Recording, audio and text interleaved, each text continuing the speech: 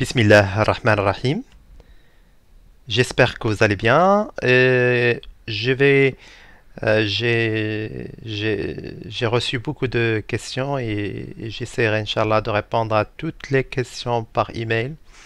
Donc, juste, il faut attendre un petit peu parce que je peux pas répondre à tout le monde d'un seul coup. Voilà. Et aujourd'hui,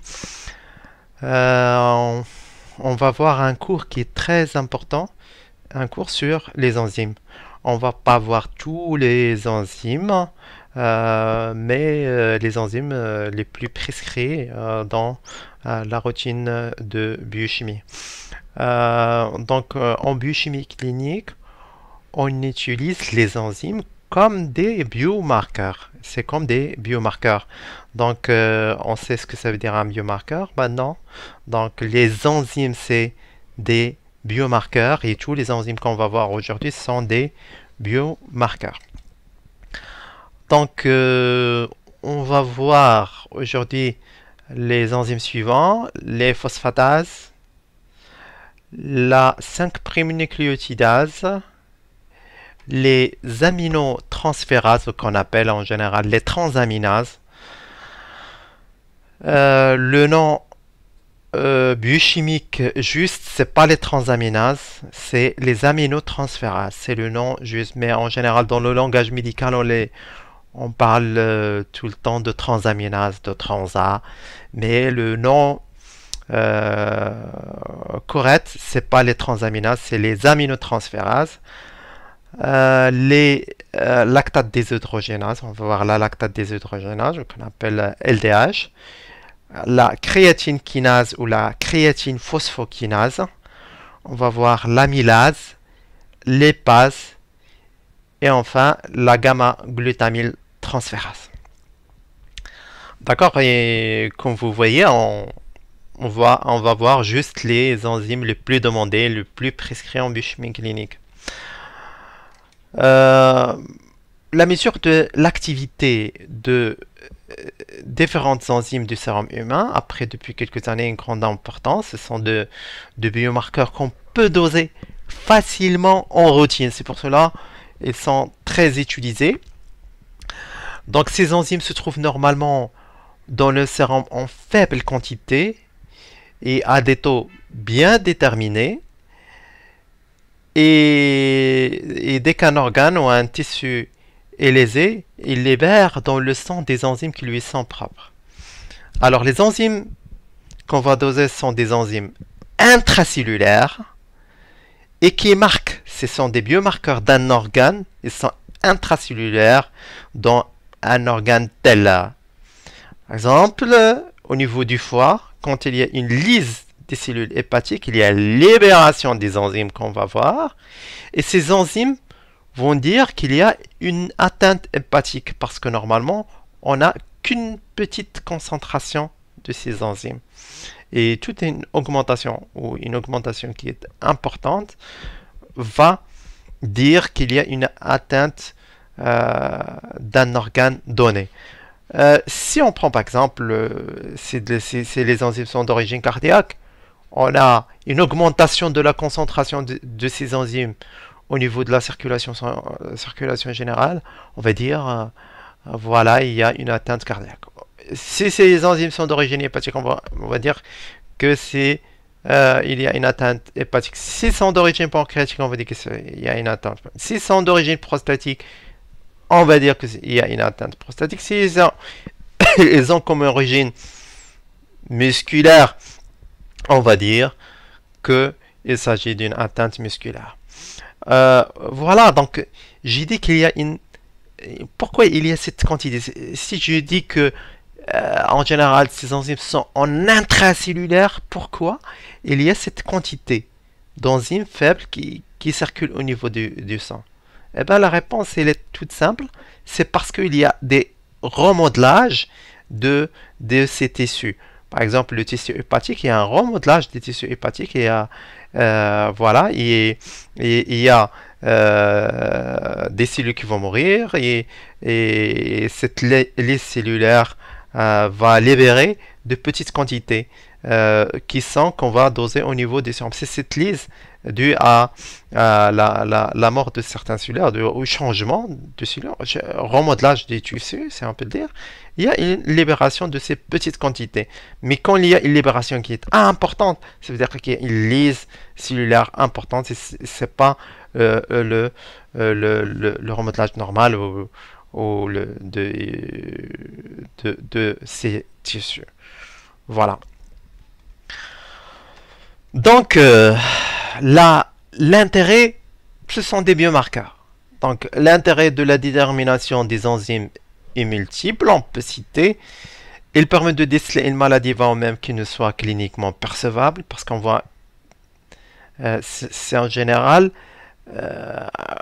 on peut avoir une augmentation de certains enzymes avant d'avoir la clinique, avant l'installation de la clinique, avant d'avoir les signes cliniques.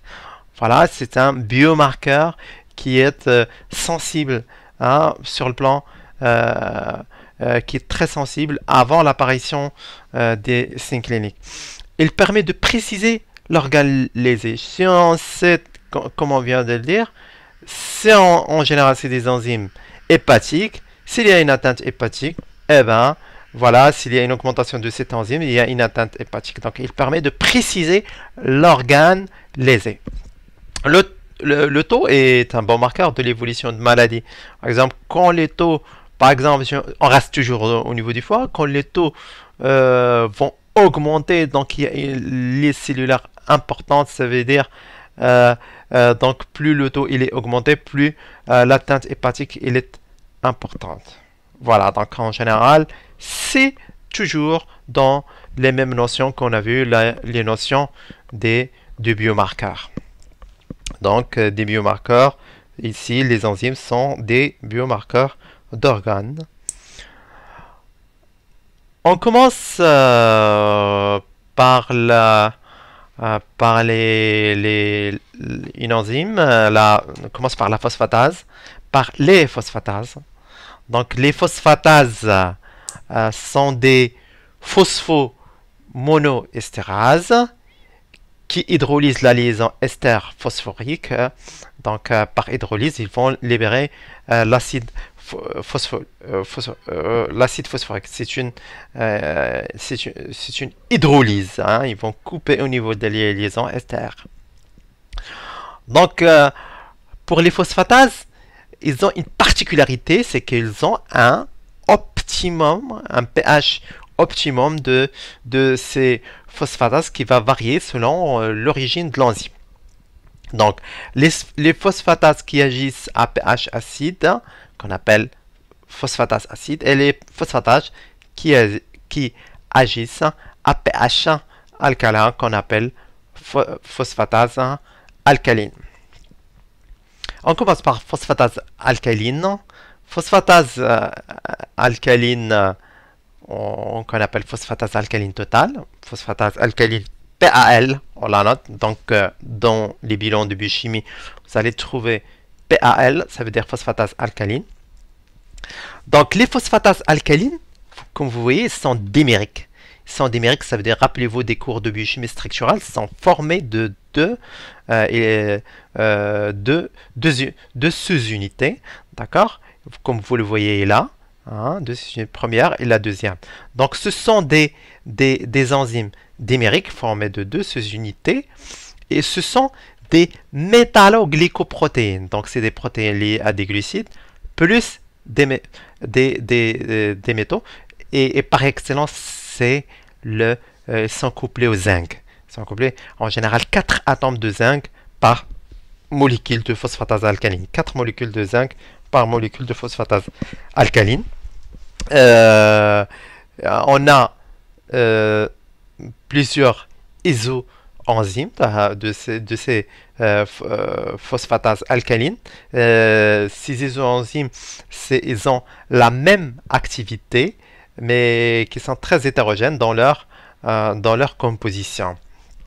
Ce que je vais vous dire, en général, la phosphatase alcaline est une enzyme membranaire. C'est une enzyme au niveau de la membrane, qui se trouve au niveau de la membrane, ubiquitaire partout dans tous les tissus de l'organisme, mais surtout surtout au niveau du foie et de l'os. Au niveau du foie et de l'os, principalement foie, os, et je peux ajouter les reins. Foie, os, rein. Foie, os, rein. Foie, os et rein. Et pas seulement, il existe au niveau, j'ai des ubiquitaires, ça veut dire ils sont partout, dans tous les tissus, ils sont situés au niveau membranaire, mais surtout, foie, os, j'ajoute un petit peu les reins, et puis ils peuvent exister au niveau de l'épithélium intestinal, au niveau du syncytio-trophoblast placentaire, au niveau des cellules épithéliales galactophares. Alors, comment ils vont agir? On a dit que ce sont des phosphatases alcalines. Ils vont couper, ici vous voyez le radical, ils vont couper la liaison ester pour libérer l'acide phosphorique. Ce sont des phosphomonoestérases. Ce sont des phosphores, ils vont hydrolyser et libérer l'acide phosphorique. Ici, ils vont couper au niveau de la liaison ester. Ce sont des phosphomonoestérases de type 1. Donc, leur activité optimale, c'est à pH alcalin entre pH 5 et pH 9. Entre pH 7,5 et pH 9,6, c'est un pH qui est alcalin. Voilà. Et n'oubliez pas qu'ils ont besoin d'un cofacteur qui est le magnésium. Donc, c'est une. Bon, là, on répète, phosphatase alcaline, c'est une métalloglycoprotéine dimérique et il est associé à chaque molécule, associée à 4 éléments de zinc, associés pour chaque molécule de phosphatase alcaline. Pour leur activité, le phosphatase alcaline, ce sont des phosphomonoestérases qui vont couper au niveau de la liaison ester. Et pour leur activité, ils ont besoin du magnésium. Ils ont besoin du magnésium pour leur activité. Et leur activité est maximale dans un pH qui est alcalin entre 7,5 et 9,6. Alors, quelle est la répartition, même si on a dit un petit mot bien avant ils ont une répartition ubiquitaire et principalement, j'ai dit 95% pour la répartition physiologique des isoenzymes chez un individu. Ça, c'est 95% au niveau de. Il y a la fraction osseuse et la fraction hépatique. À 95%, fraction osseuse et fraction hépatique. Puis, il y a la fraction intestinale, donc la phosphatase alcaline circulante. À 95%, c'est la fraction osseuse et une fraction hépatique. Une petite quantité, fraction intestinale. N'oubliez pas, en cas de grossesse, surtout au 3e trimestre, il y a une augmentation du phosphatase alcaline et en cas de grossesse, c'est là deux origines, l'os et placenta. D'accord. Donc, à partir de cette plaque, je peux dire l'interprétation. On a 3 organes à suspecter en cas d'augmentation de la phosphatase alcaline. 2 principalement, à savoir l'os et le foie.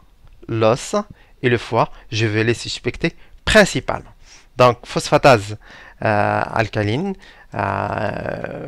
puisque je sais que les fractions circulantes à 95%, c'est l'os et l'atteinte hépatique.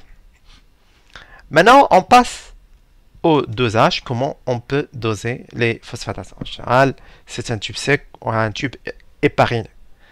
Ces enzymes, en général, sont stables, toujours patient à jeun. Ces enzymes sont stables à température ambiante pendant 8 heures. Voilà, donc prélevé à jeun, votre patient à jeun depuis 8 heures et sur un tube sec ou un tube héparineux. Le dosage, c'est une spectrophotométrie normale. Hein. On dose à 405 nanomètres.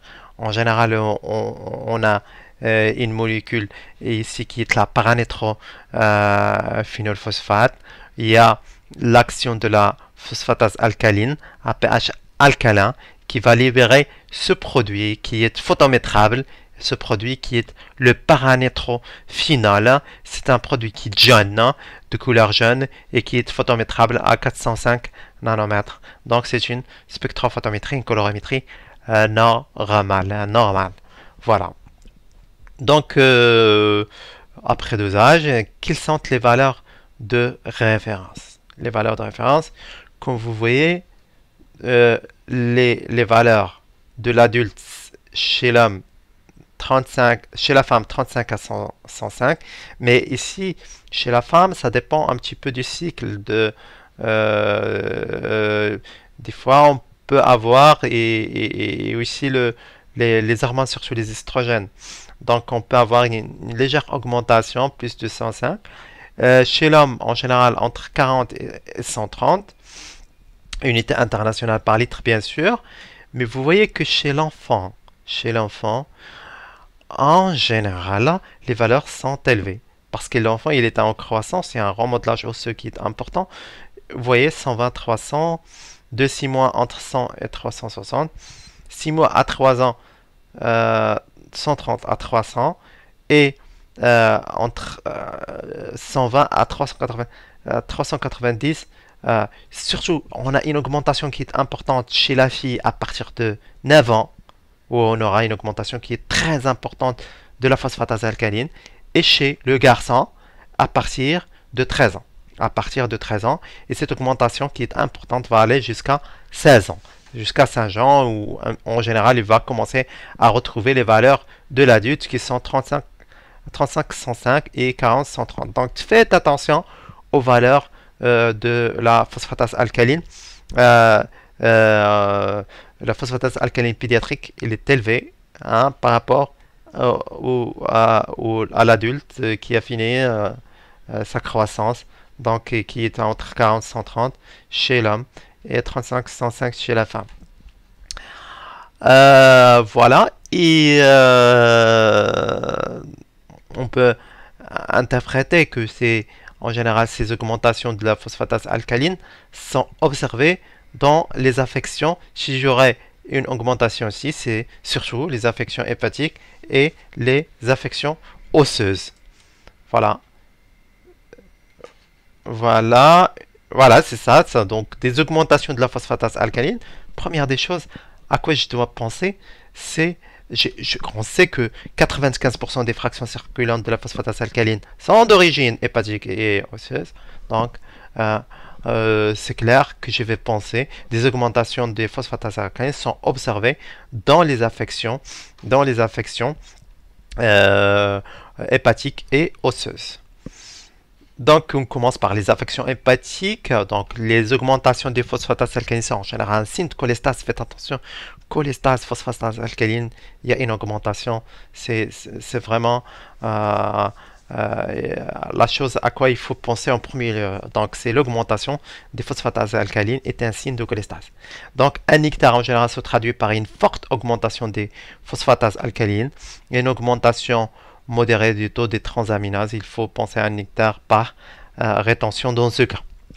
Donc, les phosphatases alcalines sont aussi augmentées dans les cancers primitifs du foie et lors des calculs des voies biliaires.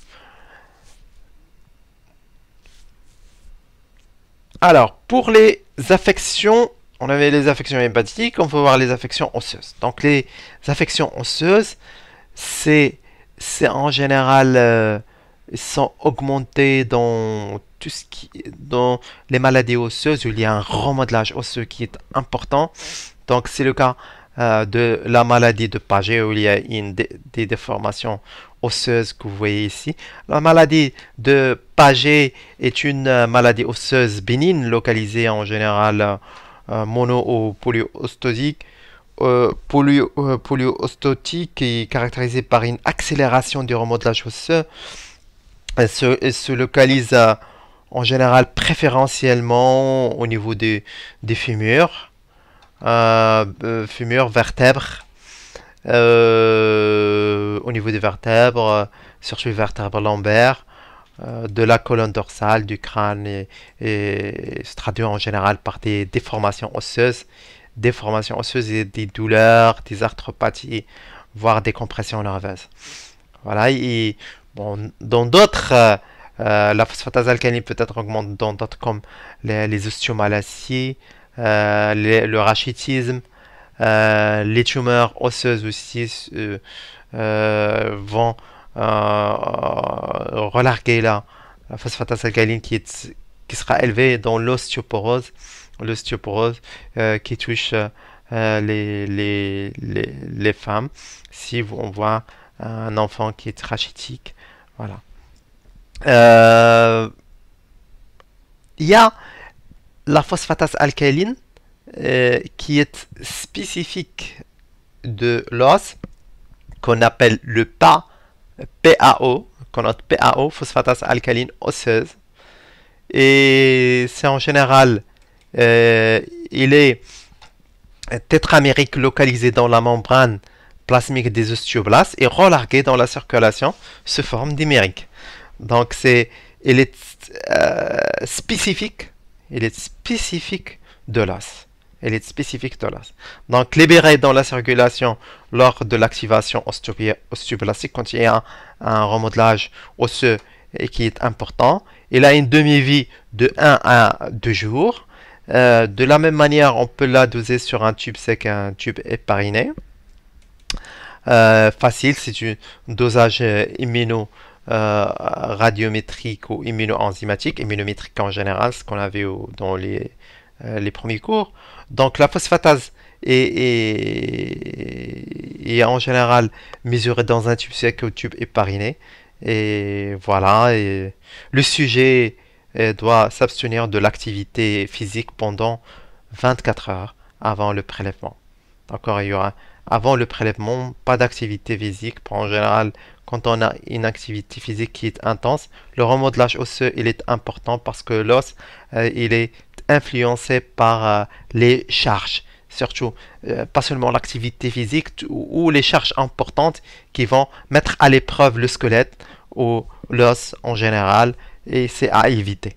Donc les techniques de dosage, techniques immunométriques qu'on a vu et qu'on a discuté. Donc la phosphatase, donc c'est toutes les autres indications qu'on a vu, la maladie de Paget. Là, ici dans la maladie de Paget, la phosphatase alcaline osseuse, puisqu'il est spécifique, présente l'avantage sur la phosphatase alcaline totale, qui est une diffraction aussi qui ne sont pas spécifiques de l'os, de détecter des variations dans les faibles niveaux d'activité de l'isoenzyme osseuse.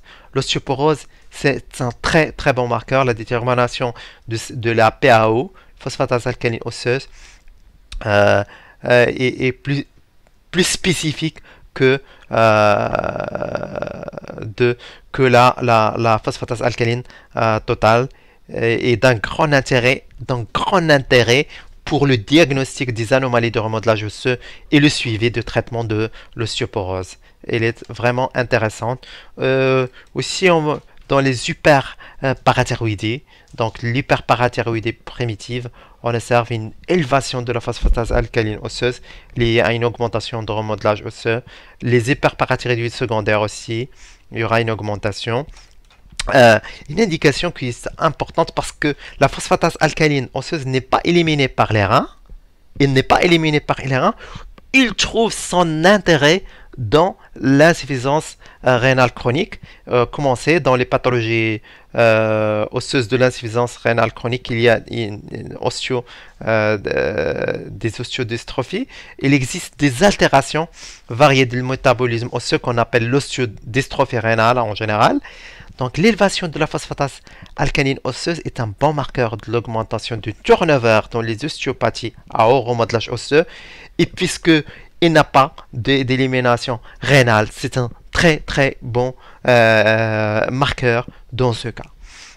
La phosphatase alcaline osseuse est un bon marqueur pour le diagnostic des métastases osseuses, des cancers osteophiles comme cancer du sein, de la prostate, et utilisé avec la scintigraphie, associée à la scintigraphie dans le diagnostic ou le suivi des métastases osseuses. Là, c'est un intérêt qui est très important. Voilà, donc vous voyez, phosphatase alcaline osseuse, elle est plus spécifique, c'est la fraction osseuse qu'on dose. Voilà. Maintenant, on a fini avec la phosphatase alcaline totale et on a vu une phosphatase alcaline osseuse. On sait maintenant interpréter la phosphatase alcaline totale. Il y a phosphatase alcaline totale, c'est surtout, on a dit qu'il est ubiquitaire, mais c'est surtout les fractions circulantes, à 95%, fraction hépatique, fraction osseuse. Donc, première des choses, phosphatase alcaline totale, je dois penser au foie, penser à l'os. Après, on a vu une phosphatase alcaline spécifique qui est la phosphatase alcaline osseuse et qui est d'un intérêt dans les atteintes osseuses, le maladie de Paget, l'ostéoporose, le rachitisme, l'ostéomalacie et un grand intérêt pour l'insuffisance rénale chronique parce qu'il n'a pas une élimination qui est rénale et aussi un grand intérêt dans le diagnostic des métastases osseuses pour les cancers osteophiles. On a fini avec la phosphatase alcaline et on passe à phosphatase acide. Phosphatase acide ou acide orthophosphorique monoester phosphohydrolase est une glycoprotéine qui va agir de la même manière mais à pH acide et c'est une glycoprotéine de masse moléculaire voisine de 100 000 daltons formée de deux sous-unités identiques. Il a un maximum d'activité à pH acide et synthétisé dans l'épithélium de la prostate. Avant, on l'utilisait pour le diagnostic du cancer de la prostate. Maintenant, et avec la PSA, on l'utilise plus, pardon, et on ne le demande plus. C'est la PSA qui prend le relais par excellence et non plus la phosphatase acide. Mais sachez que la phosphatase acide, on l'utilisait pour le diagnostic du cancer de la prostate bien avant. Maintenant, on ne l'utilise pas. Il a été remplacé par la PSA. On passe maintenant à la 5' nucléotidase. La 5' nucléotidase, elle a une localisation hépatique prépondérante, donc bien qu'on puisse le trouver dans beaucoup d'autres tissus, mais surtout hépatique. Donc, cette enzyme est spécifique de la pathologie hépatobiliaire. Donc, je le répète, c'est une enzyme qui est spécifique de la pathologie hépatobiliaire. Voilà, il augmente surtout au niveau des cholestases intra- ou extra-hépatique. Donc, 5' nucléotidase, cholestase intra- ou extra-hépatique. Cholestase intra- ou extra-hépatique, voilà, elle est associée surtout à la pathologie hépatobiliaire, surtout les cholestases, que ce soit des cholestases en intra- ou en extra-hépatique.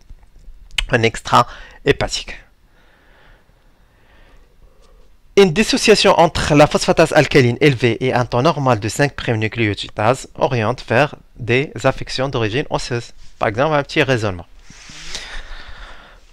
Maintenant, on passe aux aminotransférases, ou dans le jargon médical, on appelle transaminases. Bon, c'est les aminotransférases, le terme correct. Donc, les aminotransférases,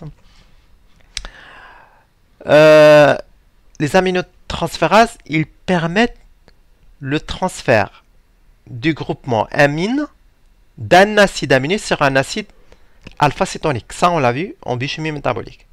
Il y a un transfert amino d'un groupement groupement amine, transfert amino, transférase sur un acide alpha-cétonique. Donc, l'acide aminé est alors transformé en acide alpha-cétonique correspondant et l'acide alpha-cétonique va en acide aminé.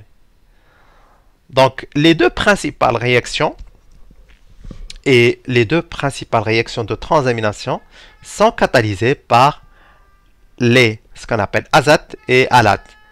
Aspartate aminotransférase, alate, alanine aminotransférase. Pour l'alanine aminotransférase, il va donner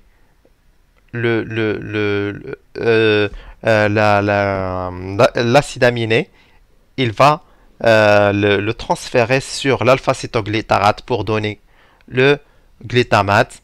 Et à partir de la L-alanine va apparaître le pyruvate. On a vu ça dans les cours de biochimie métabolique. On a TGO de glutamate oxaloacétate ou AZAT. AZAT, ça veut dire aspartate aminotransférase. TGP de glutamate pyruvate transaminase. Ou ALAT. ALAT, ça veut dire alanine aminotransférase. Donc on peut revoir que, rappelez-vous que ces réactions de transamination ou des aminotransférases, ils avaient besoin du phosphate de pyridoxal comme coenzyme.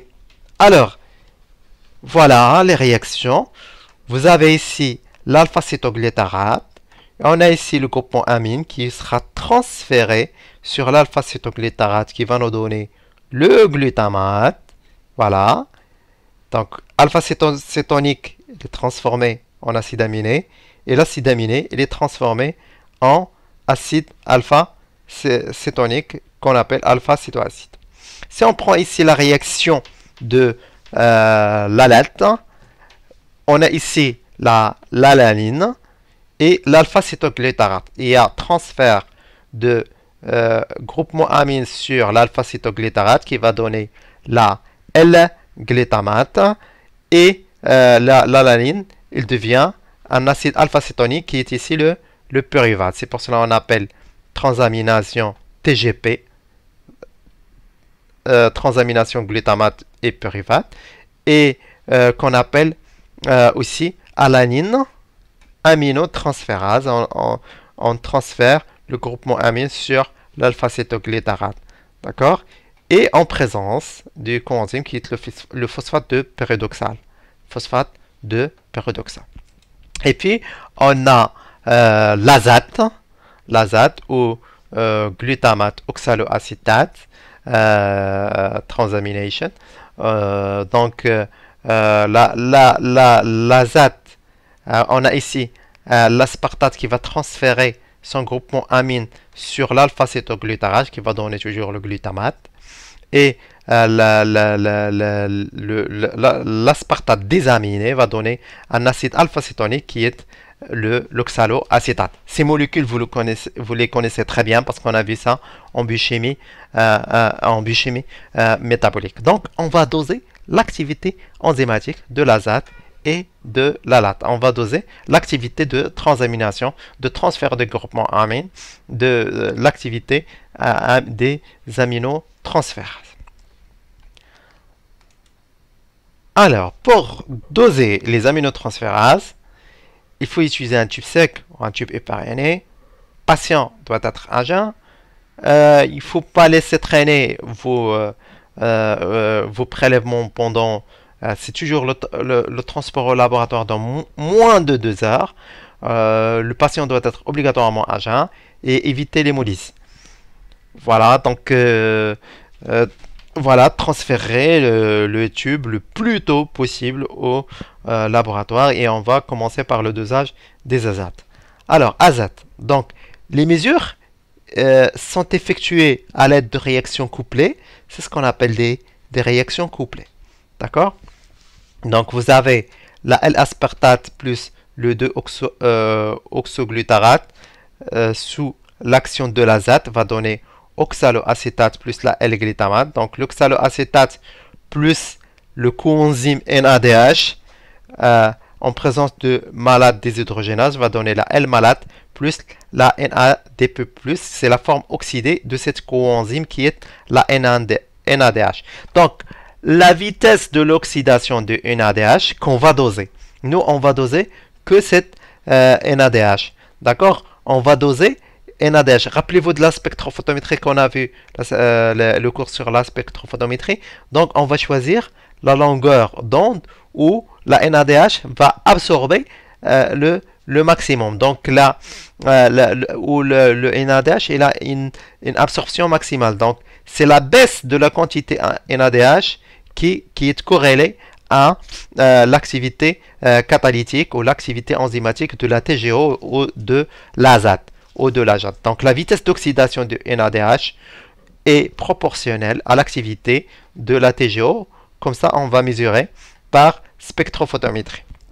Donc les mesures se font au maximum d'absorption, d'accord? Au maximum d'absorption du NADH, cette forme réduite, c'est à 340 nanomètres.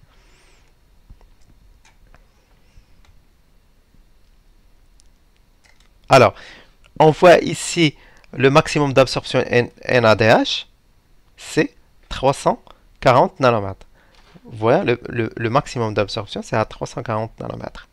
C'est ici qu'on va mesurer, puisqu'on va mesurer l'oxydation du NADH qui correspond, puisque c'est deux réactions couplées, et qui correspond à l'activité de la TGO ou l'AZAT. De la même manière, on dose les alates. Donc, les alates, donc les réactions sont toujours couplées afin de permettre l'utilisation du NADH. Donc, on a la L-alanine plus de oxoglutarate en présence de l'alate TGP qui va donner pyruvate plus L-glutamate. Donc, le pyruvate plus le coenzyme NADH+, sur l'action du lactate déshydrogénase va donner le lactase plus NAD+. Donc, la vitesse d'oxydation du NADH est proportionnelle. La vitesse d'oxydation du NADH est proportionnelle à l'activité et proportionnelle. Donc, la vitesse d'oxydation est proportionnelle à l'activité de la late. Donc, bien sûr, les mesures se font à 340 nanomètres, à 340 nanomètres pour mesurer au maximum, au point où il y a un maximum d'absorption du coenzyme NADH+. Donc, vous voyez, c'est toujours 340. Alors, les aminotransférases, en général, ils sont cinétiques à 35. Entre les valeurs de référence, c'est des alates 5 à 40 et des azates 5,55 unités internationales par litre pour les valeurs de référence. Quand on a une augmentation des transaminases, c'est en général, première des choses, c'est les hépatites aiguës. Les hépatites aiguës. Surtout les alates. Donc l'augmentation des alates, mais surtout des alates, commence avant même que l'hectare ne soit déclaré. Par exemple, si on a une atteinte virale, par exemple les hépatites, il y a l'infection des hépatocytes, multiplication, puis lyse des hépatocytes, multiplication, lyse des hépatocytes, il y a une libération des alates, surtout des alates qui se trouvent au niveau cytoplasmique en grande quantité, et il y a une augmentation qui est très importante des alates. Voilà, c'est dans le cas des hépatites aiguës d'origine virale, dans ce cas. Et puis, il y a l'augmentation du taux des alates, signe en effet une cétolyse hépatique qui permet de suivre l'évolution de la maladie, une rechute éventuelle. On peut suivre l'évolution de la maladie. Donc, les obstructions du voie biliaire provoquent une augmentation, mais qui n'est pas importante comme les hépatites aiguës où il y a une lait cellulaire importante.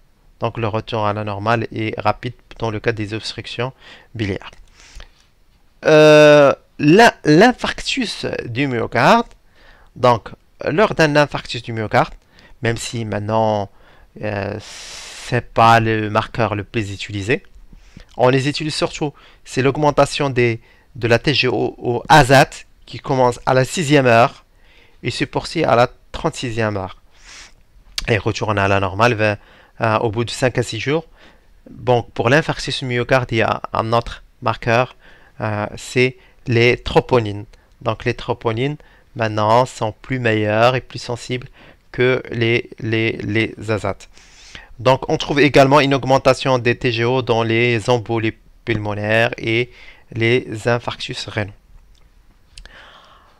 Euh, on passe maintenant à une autre enzyme qui est les lactate déshydrogénase ou LDH. Lactate déshydrogénase. Lactate déshydrogénase, LDH, on a LDH. Donc, il catalyse.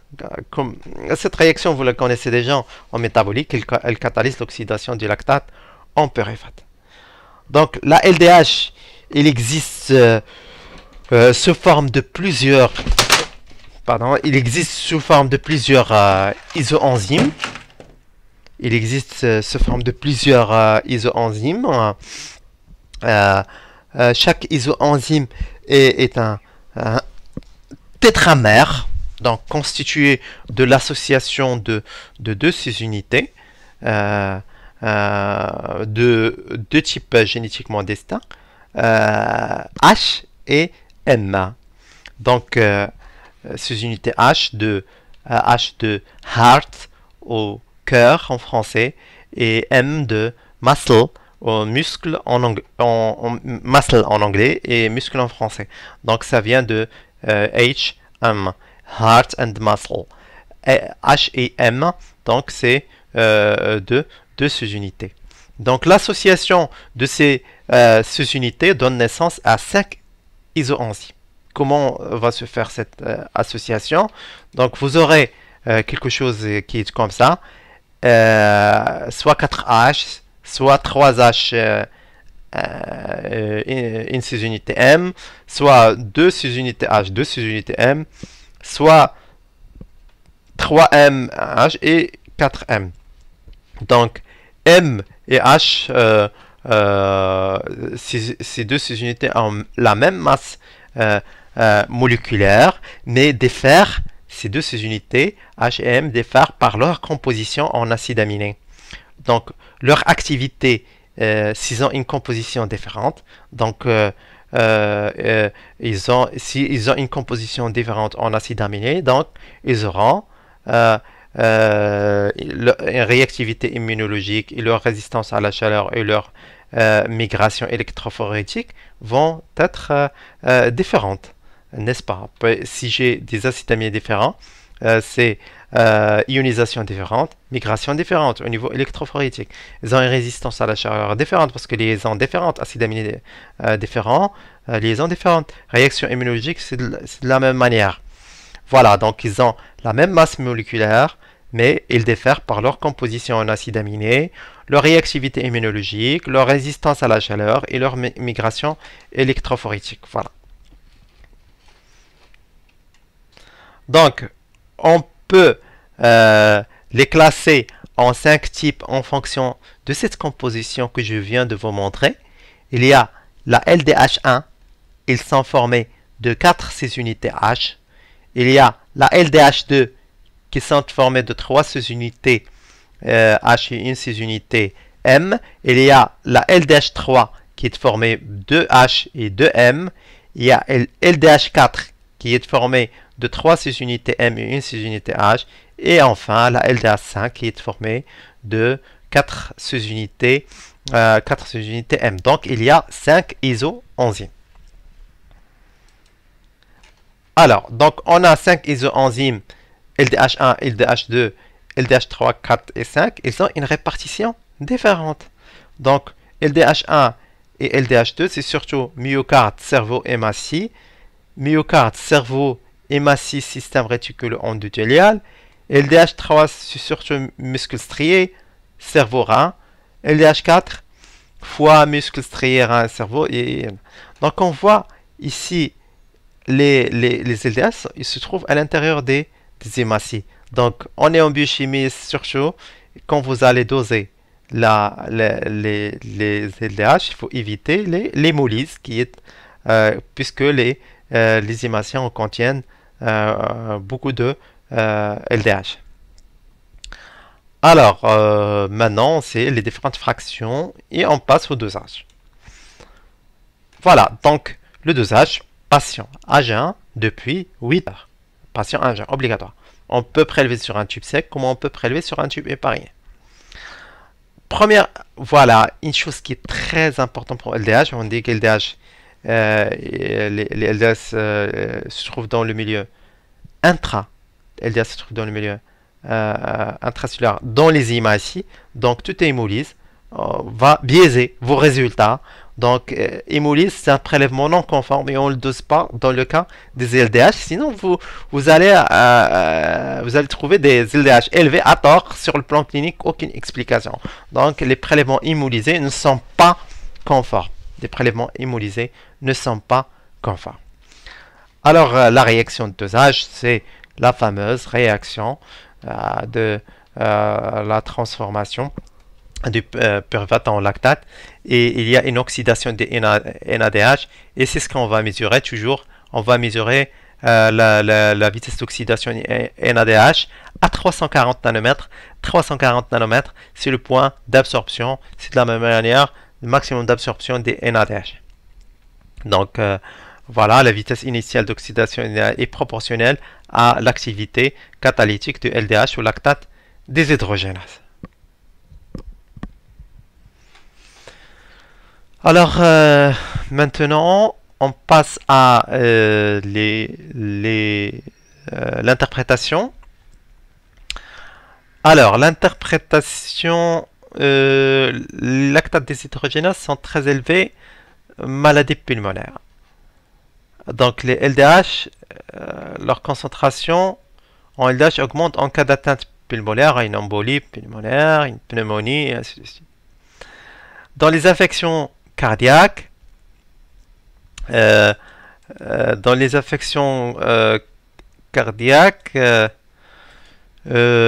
y a une augmentation du LDH à la 10e heure. C'est pas un bon marqueur, mais de toute façon, il faut savoir qu'il y a une augmentation en cas d'atteinte cardiaque. Maintenant, c'est le troponine qui prend le relais à la 10e heure et atteint son maximum à 48 heures et à la 72e heure.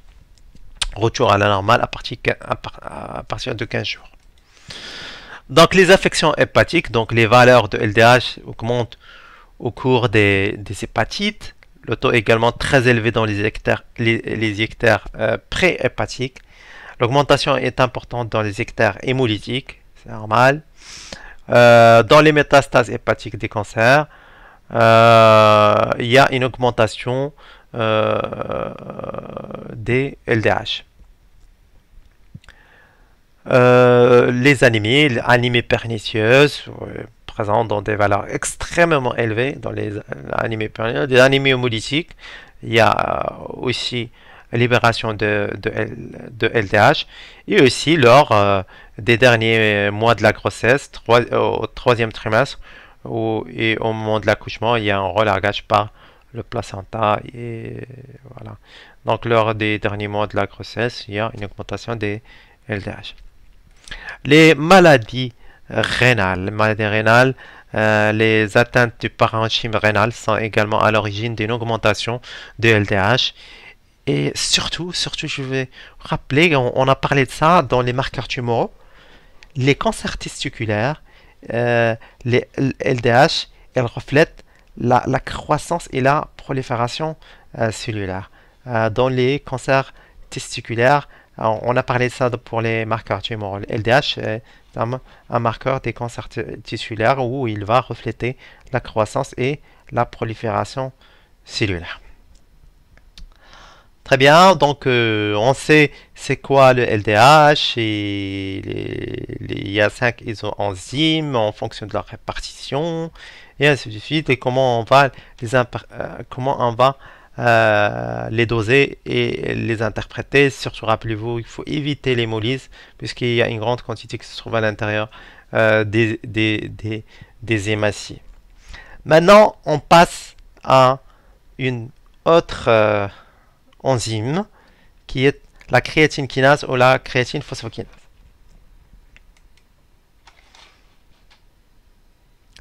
Alors, créatine kinase, on l'appelle créatine kinase ou créatine phosphokinase, et est une enzyme à double localisation cellulaire. Elle est à la fois cytosolique et mitochondriale. Elle est cytosolique et mitochondriale. Donc, il catalyse de façon réversible le transfert d'un résidu phosphate entre l'ATP et la créatine. Entre l'ATP et la créatine. Donc, c'est pour cela qu'on appelle créatine kinase. Créatine kinase, parce qu'il va transfert d'un résidu phosphate entre l'ATP et la créatine. C'est pour cela qu'on l'appelle créatine kinase. Alors, à son tour, la créatine kinase est une enzyme qui est démérique, donc démérique formée de deux sous-unités, composée de deux sous-unités. Ici, les sous-unités s'appellent M1, deux sous-unités polypeptidiques. Première s'appelle M2 muscle et B de brain. Muscle, muscle en français, brain, cerveau en français. Donc, qui forment en s'associant de la même manière que la LDH, ils se forment en s'associant trois isoenzymes. Donc, entre la sous-unité muscle et la sous-unité brain. Pourquoi on l'appelle muscle brain, muscle cerveau? Eh bien, c'est surtout parce que la dénomination en raison de l'origine tissulaire de leur isolement. C'est surtout l'origine tissulaire de leur isolement. Première, M du muscle, B du cerveau. Alors, les isoenzymes, on a surtout CKMM, CKMB et CKBB. Donc, la supérieure à 95%, c'est des CKMM. Muscle, muscle. Muscle, muscle. C'est plus de 95% de la CK totale, puisqu'on a beaucoup plus de muscles dans notre organisme. C'est pour cela la CKMM, elle est la plus importante, c'est la proportion la plus importante, supérieure à 95%. Et puis, on a la CKMB, inférieure à 5% de la CK totale. Et puis, la CKBB, indétectable. Puisque à l'état physiologique, il ne passe pas la barrière hémato-encéphalique. Donc, je répète qu'à l'état physiologique, on a plus de CKMM qui est circulante, puisque la masse musculaire elle est plus importante. On a beaucoup de muscles dans notre organisme, la masse musculaire est plus importante. Là, et un petit peu de CKMB, mais ça reste inférieur à 5%. Et CKBB, physiologiquement, on la trouve pas. On la trouve pas parce qu'il ne franchit pas la barrière. Normalement et physiologiquement, il ne franchit pas la barrière hémato-encéphalique. Donc, il est indétectable. Alors, CKMM, le muscle, CKMB, surtout myocarde, muscle, puis cerveau, CKBB. Donc, voilà. Donc, juste pour connaître les fractions qui sont circulantes. Donc, pour le dosage, donc, l'activité catalytique des CK, où vous pouvez trouver CPK, créatine kinase, créatine phosphokinase. L'activité peut être mesurée dans le sérum ou dans le plasma, tube sec, tube hépariné. Lors du prélèvement, il faut éviter la pause prolongée des carreaux. L'hémolyse entraîne une augmentation de l'activité mesurée, donc l'hémolyse à éviter. Donc on a dit que c'est un patient à jeun, tube sec, prélever sans garantie si vous pouvez le faire, éviter l'hémolyse. Voilà, tube sec ou tube hépariné. Patient à jeun depuis 8 heures, transport le plus tôt possible, inférieur à 2 heures. Le plus tôt possible, si c'est possible, moins d'une heure, ce serait très bien. Donc le dosage, pour le dosage, c'est en général un ensemble de réactions couplées où on va doser la production de ce composé, coenzyme que vous connaissez déjà, nicotinamide, adénosine, dinucléotide, phosphate. Rappelez-vous du cours de biochimie structurale, vous connaissez même cette structure. Et on va mesurer la production de ce composé. D'accord? Et ce composé, il absorbe aussi à 340 nanomètres. D'accord? Et le pH optimal de cette réaction est entre 6,5 et 6,7. Donc, on va avoir la phosphocréatine plus l'ADP créatine kinase va donner la créatine plus l'ATP. Et puis l'ATP plus la glucose exokinase va donner le glucose 6-phosphate plus ADP. Glucose 6-phosphate sur l'action glucose 6-phosphate déshydrogénase en présence du coenzyme oxydé NADP va donner le coenzyme réduit NADPH qu'on va mesurer à 340 et que sa concentration d'apparition ou l'augmentation de la vitesse d'augmentation de sa concentration d'apparition est corrélée à l'activité de la créatinine kinase. Voilà, et c'est ça la réaction. Donc c'est trois réactions couplées et on va mesurer l'apparition du NADPH ou la production du NADPH par ces réactions. Alors, comment on va interpréter la créatine kinase? Donc, la créatine kinase, elle est augmentée dans l'infarctus du myocarde, surtout la fraction CKMB qui représente moins de 5%, ce qui va augmenter dans le sérum, mais ça reste, c'est pas un bon marqueur et j'ai dit que le troponine il a pris le relais du taux du CK. Et son augmentation il est très précoce à la 3e heure pour atteindre son maximum entre la 24e et 36e heure. Il va revenir à la normale en 3-4 jours. Donc ce marqueur ne représente pas le marqueur de choix pour le diagnostic de l'infarctus du myocarde pour le moment. Si on a un autre marqueur qui est plus performant. Le dosage de la CKMB, ou ce qu'on appelle aussi CK2, est très utile pour aider le diagnostic de l'infarctus, si vous n'avez pas ce dosage. Pour distinguer un infarctus d'une embolie pulmonaire, dans le cas d'une embolie pulmonaire, la CK totale est élevée, mais l'isoenzyme MB est normale. Pour surveiller l'évolution d'une nécrose myocardique, enfin l'état de myocarde après chirurgie à cœur ouvert, une indication qui est très importante, c'est les myopathies. Dans les myopathies, il y a l'augmentation très importante dès le début de la maladie parce qu'on a dit que la créatine kinase continue dans les muscles. Donc, dans les myopathies, l'augmentation elle est très importante. On peut observer une légère augmentation de la CK en fin de grossesse et au moment de l'accouchement. D'accord? Faites attention, donc en fin de grossesse, au moment de l'accouchement, on peut retrouver une augmentation légère augmentation de la CK. Rhabdomyolyse. Dans les rhabdomyolyses, il y a une augmentation des CK ou CPK. Alors, quelles sont les valeurs de référence?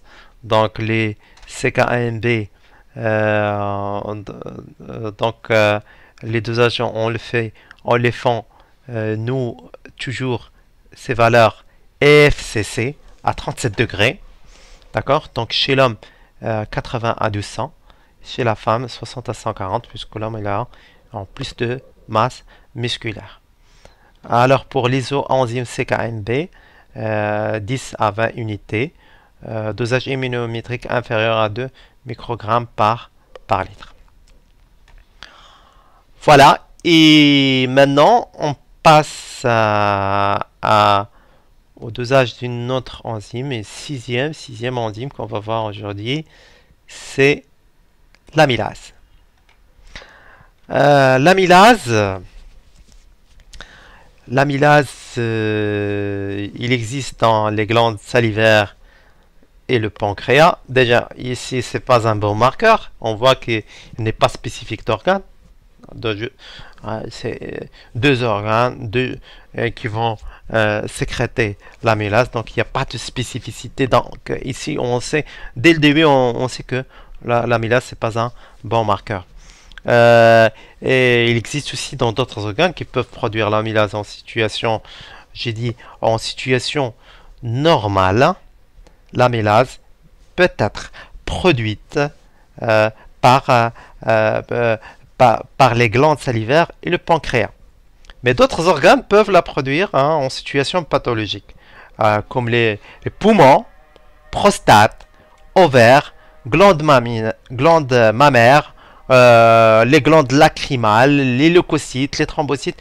Tous ces il y a d'autres organes, tous ces organes peuvent les produire en situation pathologique, Donc en situation physiologique, c'est les glandes salivaires et c'est le pancréas. Mais en situation pathologique, d'autres organes peuvent sécréter l'amylase, comme les poumons, prostate, ovaires, glandes mammaires, et ainsi de suite.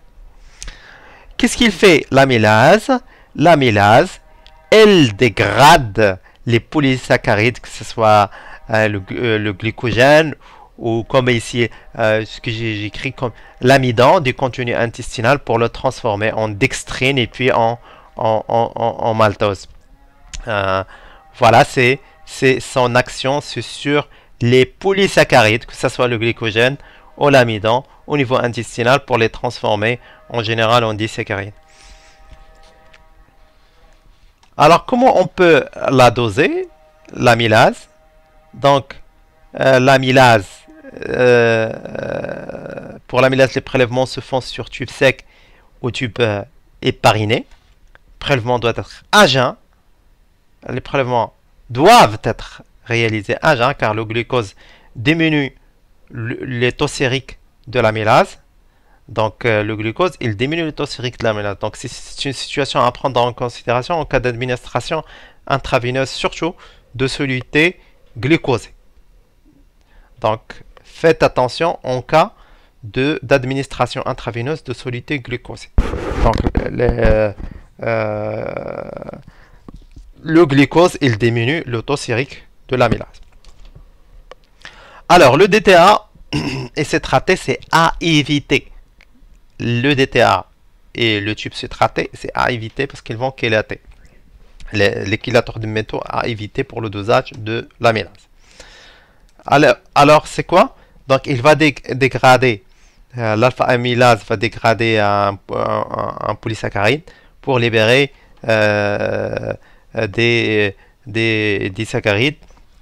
Voilà, des dextrines ou des disaccharides. Donc l'alpha-amylase hydrolyse l'alpha-maltotrioside 2-chlore-4-nitrophényle ou 2-chlore-4-nitrophényle. Voilà, en 2-chlore-4-nitrophényle et forme du maltrioside 2-chlore-4-nitrophényle et du maltotriose, donc dextrine, forme 3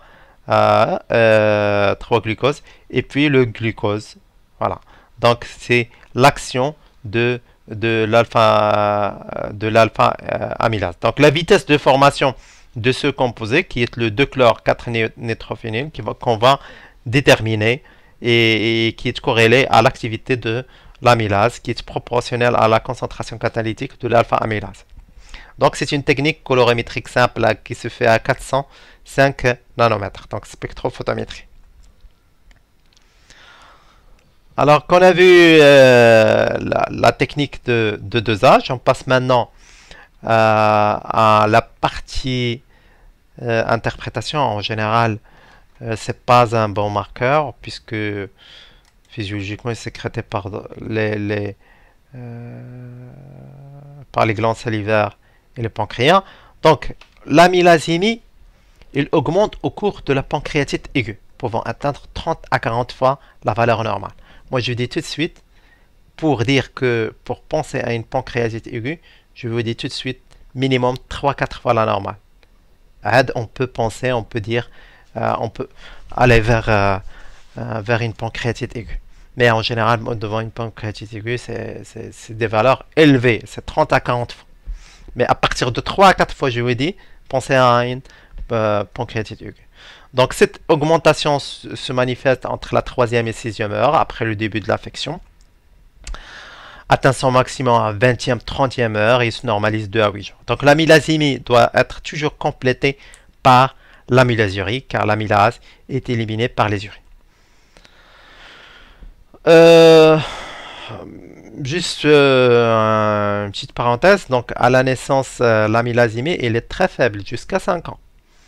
Donc, puisque les enzymes pancréatiques sont en général immatures, donc on peut dire c'est dû à l'immaturité des enzymes pancréatiques.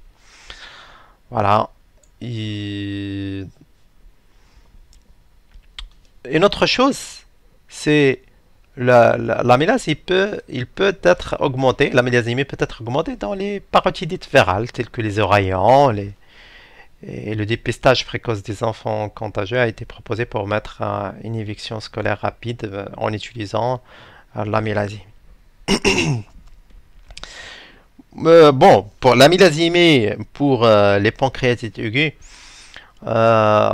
si je vais vous donner maintenant une liste de circonstances pouvant les circonstances où, qui peuvent s'accompagner d'une augmentation de l'amylase. En dehors des pancréatites aiguës, je vais vous donner toute une liste hein, et vous allez voir que c'est pas spécifique. Alors, voilà les circonstances pouvant s'accompagner d'une augmentation d'amylase en dehors des pancréatites aiguës. Ben, vous pouvez voir. Anévrisme, appendicite, brûlure, cancer, ovaire, prostate, poumon, chirurgie abdominale, vous pouvez, voilà, mononucléose, kyste ovarien, vraiment, il y a beaucoup, c'est pas spécifique, l'amylasémie, il n'est pas spécifique. La pancréatite aiguë, on préfère la phosphatase alcaline, on préfère la phosphatase alcaline et la lipasémie qu'on va voir, la lipase, on va voir après l'amylase. Alors, donc, vous voyez, l'intoxication aiguë à l'alcool, les hémorragies intra-abdominales, grossesse ectopique, rompu, ulcère gastro-duodénien perforé ou non, traumatisme cérébral, sarcoïdose avec atteinte pancréatique, prise d'opiacés, c'est surtout les prises d'opiacés sur certains médicaments hein, qui vont provoquer ça via le sphincter d'Oddi, hein, les pancréatites chroniques. Voilà, donc c'est pas du tout un bon marqueur. Il n'est pas spécifique. Voilà, et l'amylase, les valeurs à 37 FCC. Surtout une augmentation, bon, suspecter une pancréatite minimum 3-4 fois, une augmentation 3 à 4 fois. Voilà les valeurs de l'enfant, moins de 5 ans ici, nouveau-né jusqu'au moins de 5 ans, les valeurs sont basses entre 2 et 32.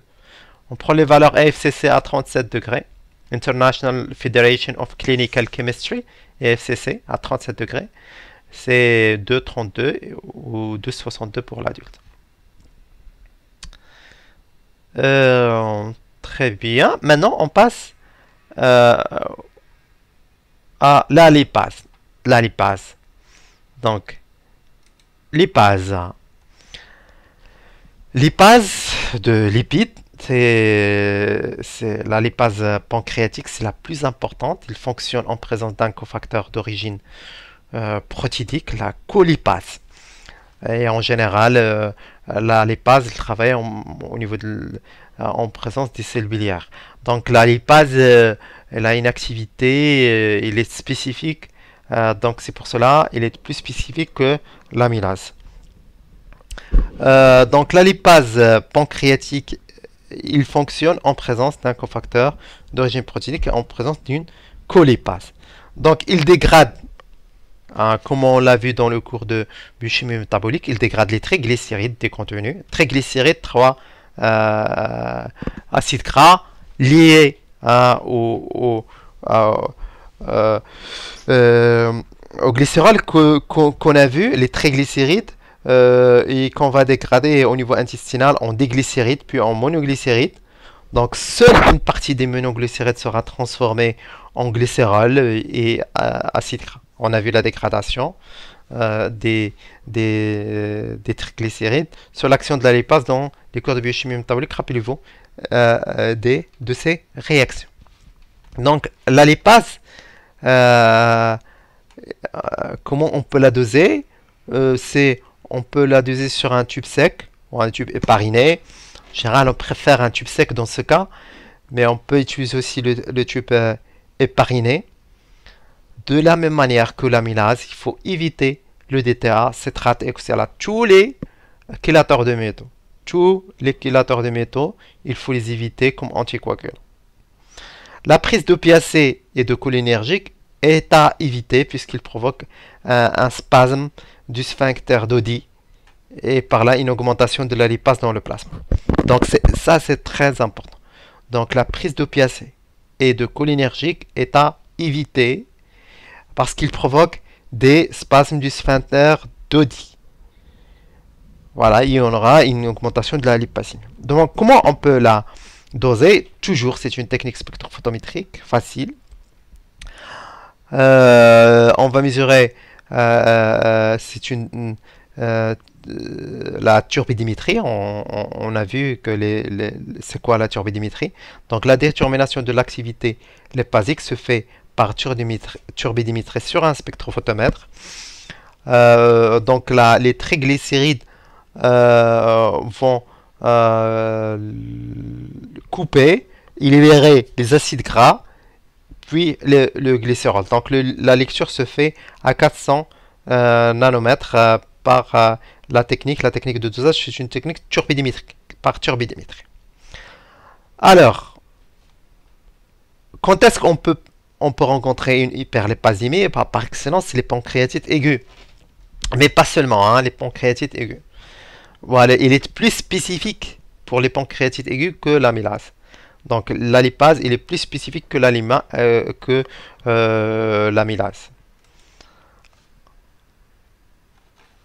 Voilà, donc la lipase, c'est surtout une augmentation de la lipase ou une hyperlipasémie, c'est les pancréatites aiguës. Son augmentation commence entre 4 et 8 heures.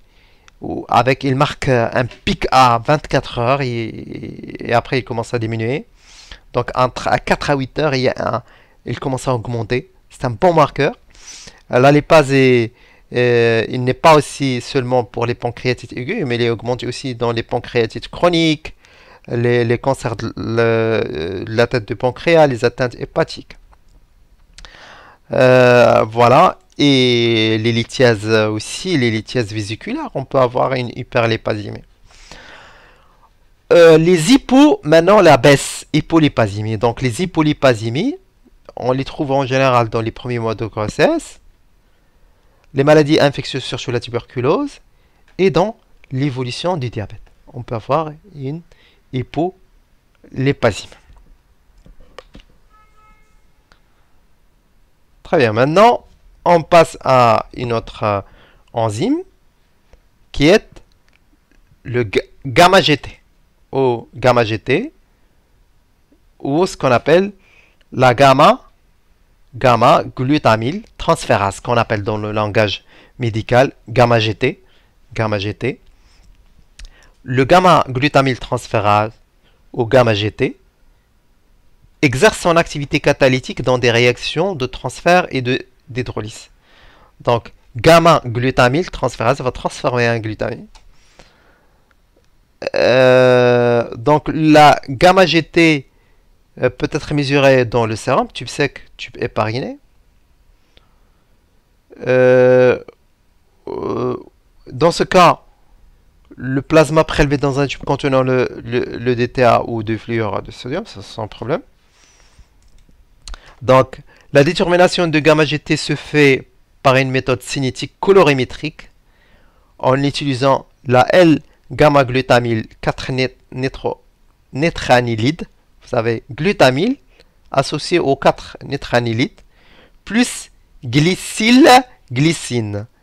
D'accord? Et on a un transfert de ce groupement glutamyl sur la glycine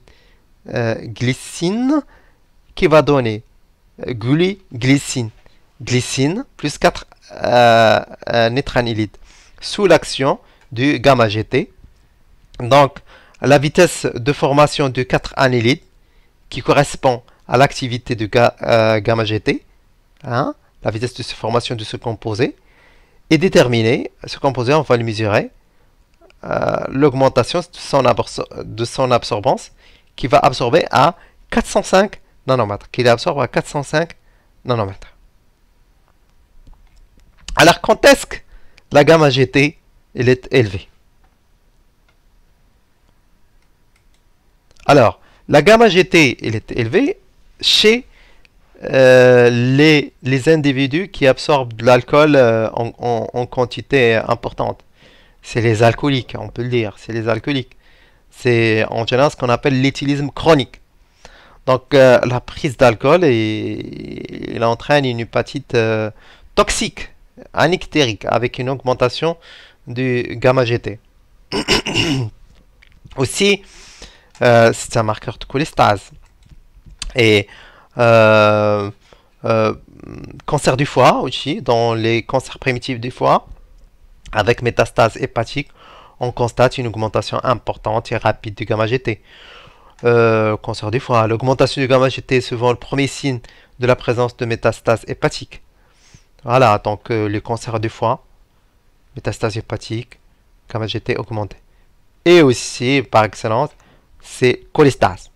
Dans les cholestases, on constate une augmentation du gamma GT dans tout ictère par obstruction, comme d'ailleurs dans toute cholestase. Il y a une augmentation du gamma GT. Gamma GT, par excellence, cholestase, éthylisme chronique, cancer du foie, et aussi les intoxications médicamenteuses et les affections pancréatiques. Donc les intoxications médicamenteuses, donc de nombreux médicaments, augmentent le taux de gamma GT. Donc attention dans les interprétations. C'est surtout les médicaments, les anticoagulants, les antiépileptiques, les neuroleptiques et certains contraceptifs oraux. Surtout les contraceptifs oraux, ils vont augmenter les gamma GT et là, ils vont nous induire en erreur. Donc faites attention, demandez toujours aux patients, vous êtes sur quel traitement, monsieur, madame, et avant d'interpréter vos gamma GT, et si c'est votre patient, vous connaissez, il est sous quel traitement. Donc les affections pancréatiques, voilà, et on constate une augmentation de la gamma GT dans les pancréatites aigus et dans les cancers du tête du pancréas.